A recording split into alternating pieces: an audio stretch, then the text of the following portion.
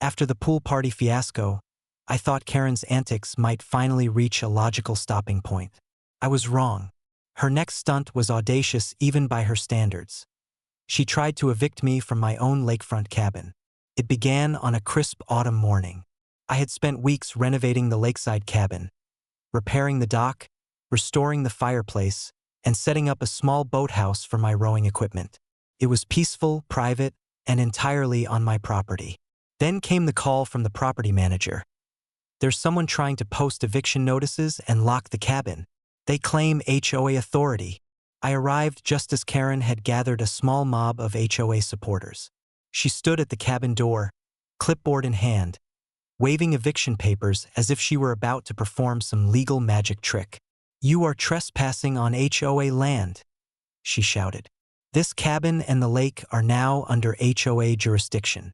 You must vacate immediately." I raised an eyebrow. "Karen, this property has been in my family for generations. It's fully deeded, documented, and legally mine. You are trespassing." Her supporters muttered nervously. Karen, however, was undeterred. "We have HOA authority. You must comply."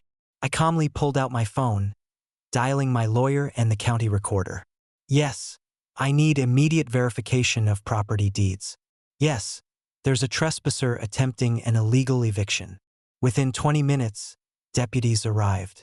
Karen attempted her usual theatrics, pointing to the papers she'd filed.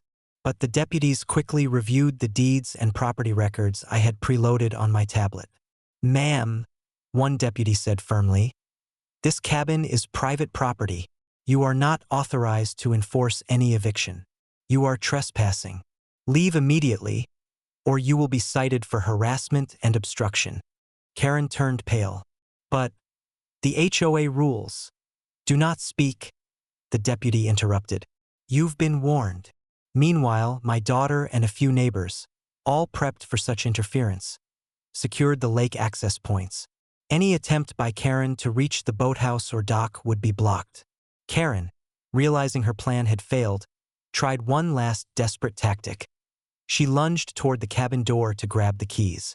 My daughter intercepted her with calm, precise authority, guiding her away without incident.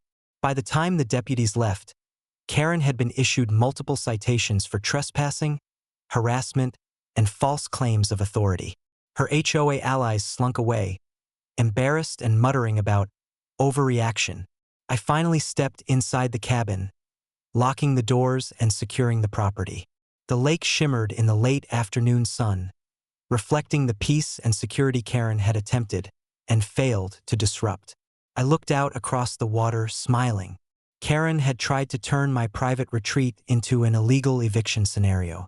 Instead, she had handed me proof of her repeated illegal interference, solidified the protection of my property, and further cemented her reputation as a figure of folly. That night, I hosted a small, quiet dinner at the cabin, my family safe, the lake serene, and Karen's meddling officially nullified.